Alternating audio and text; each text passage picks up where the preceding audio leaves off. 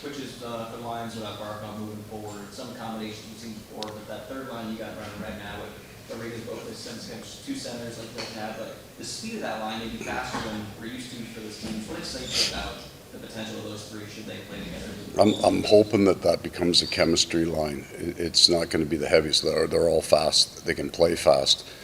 And we started to see it today. There's some really good, they're just going to look, our lines, well, they usually in general look a little bit different.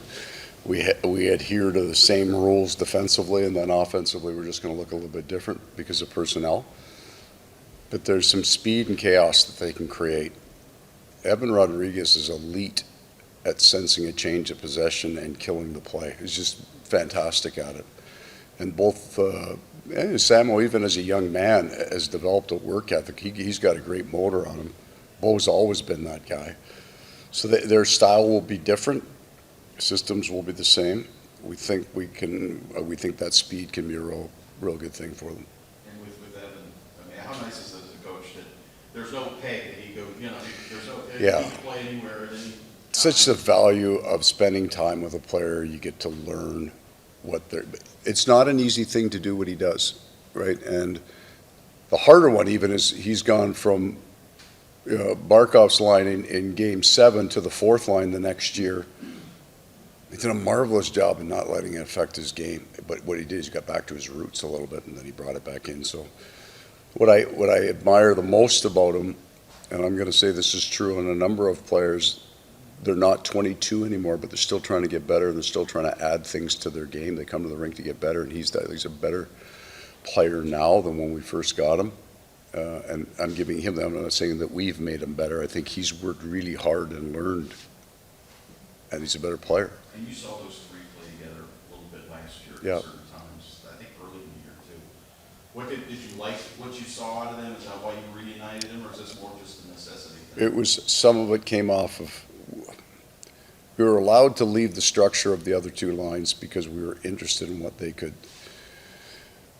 do, what Roddy's saying. So a year in a young player's life like Mackie Semis gave, which is huge.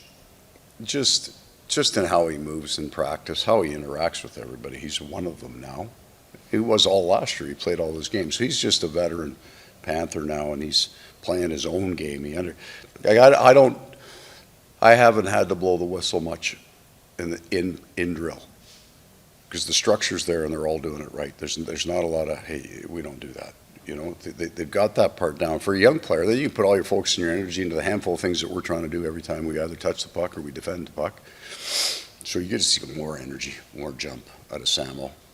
Yeah, look, if there isn't a line we've got out there, we're leaving all year. It just never, ever happens.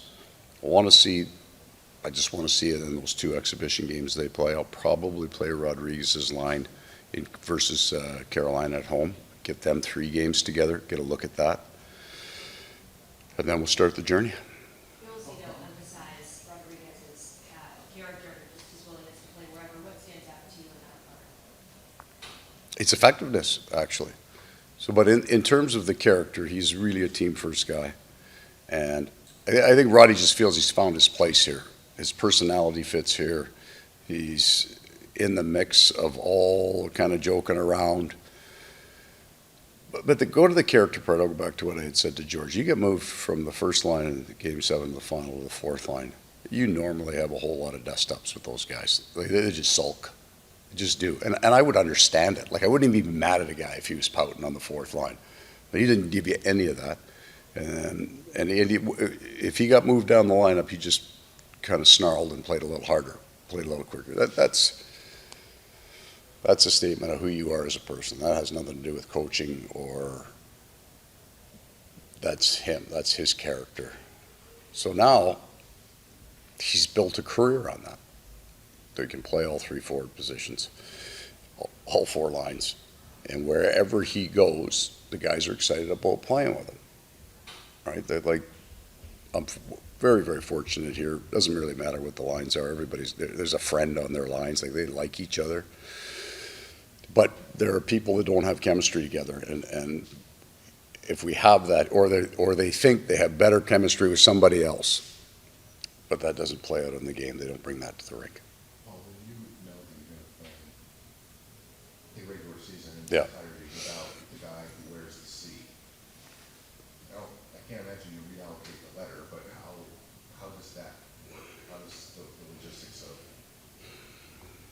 spreading out the responsibilities to, I mean, obviously you can be in the room, you can't be on the ice. Right, so if you got a guy like, it all depends on the room you have, people that you have. And if you've got a really strong top-down hierarchy in your room, that leadership void is huge. But we are a lot more of a horizontal idea in there. We're not replacing the guy.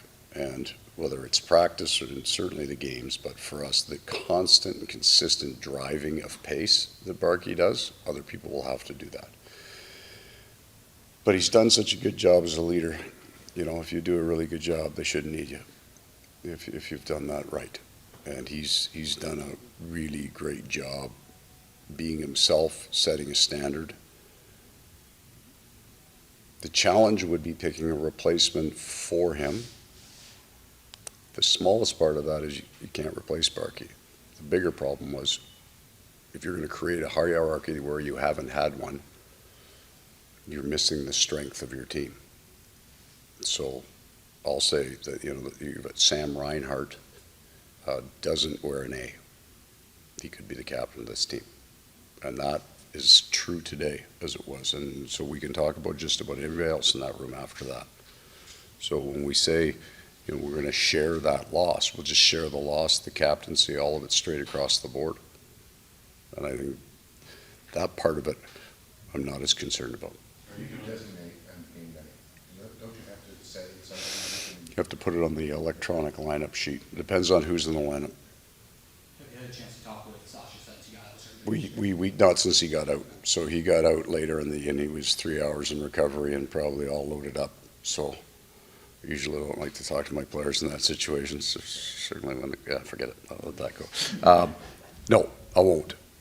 I'll leave my, because I know he's got 8,000 phone calls because I did on him. So he must, yeah, I'll catch up with him. We texted each other before he was going in, just offer some prayers and wish him the best. And I want to go with last year in playoffs, that your fourth line, which you have to go back after the nose extra, but AJ Greer specifically, what did you learn about him last year and just what he was able to bring to the team when he got his opportunity, he was able to play a full season? What did he show you that?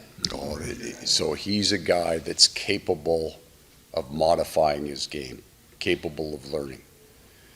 It is a very difficult thing, and all training camps have this. There's a section of guys. It's the National Hockey League. They all got good hands and they got skills, and they have played at another league or at another level in a completely different role. All of these guys put up points. They're all more skilled than everybody else on their team, right? And then they get here, and their role changes. And especially those guys who are in and out of lineups. They want to step out in the ice and show it to you. I was really good at this. Let me show it to you again. And the game doesn't allow for that. So they have to adjust. And that is true. So I'll give you, like we've got some really skilled young players out there.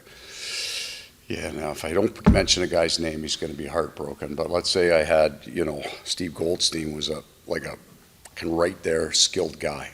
Then the first thing I need to do is I need Steve to know I appreciate his talent, but most of those plays aren't going to work here.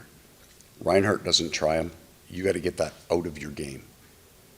And Reinhart scored 57. He's a unicorn because he's up for a Selke Award too. But there's a big chunk of your offense we don't want to see because it just doesn't relate to the National Hockey League game. So AJ Greer, I thought, in February or March of last year, really picked up on that. And then, God, he made Gadge better and Nose better, all three of them, and they fed off each other, and they just had a style of game. So you get guys that'll come back then, and they're in their contract year, and they've had an incredible year, right? Lots of confidence. So the challenge there is getting them to do more of that more often, but not more. But he showed a great ability to do that. Tyler, we see him out there right now working. Yeah. What's the plan for him? So he's going to probably today and tomorrow, and then come back into full practice on Monday. And then we'll just see where he's at with it. We got lots of guys here. Training camp's not the place that we push injuries. But he's a fit man. He's had good numbers when he came in, so we're just gonna wait till he's 100%, and then we're gonna see what's left of time for him to make an impression. It's gonna be tougher for all players because we've structured it so our veteran guys get the last two. From there. You need to see a guy like that, a body of work, but Yeah. you need to see him in what you want. I would say I'd like to, but I don't need to. You have 450 odd games. I got a real good handle on him, and if I needed more, I'd just go watch more video of him. We made the assessment that he could adapt to our game before we brought him here. When it comes to the guys in the powder blue, the younger guys, Yeah. rotating in and out, you have Samson there the other day, Jack Yeah. today. For those guys, are you looking more at where they're at now or maybe the potential, just given their age or whatever? So I just want them exposed to this. Because when you split group, as we've done in the past, they get half an idea. They don't get 4 lines of it. And then they need to come out and go, okay, that's what he's talking about. Is that fast? I just want them exposed to it. Because you're going to get young guys that come in these exhibition games, and you'll see it around, and they'll light it up. They'll bang in 3 or 4, or you see some of those kind of 4th-line guys going, and they think, come right there. And it's an exhibition game. Top-end guys in the league got it in second gear, right? And then it's all over the ice. There's not a lot of structure and system, so they don't get a real idea. The steroidal version of that would be what happens to a guy who plays the full year, and then he gets into playoffs. It's all that kind of next step up. You don't understand it until you go through it. So I want those guys on the ice, and we have moved people out. We had Mike Benning up, and we had Toby in there, and obviously Toby knows what it's like, but I want as many of those guys, we can't keep all of them, a little bit of exposure to more of a National League practice.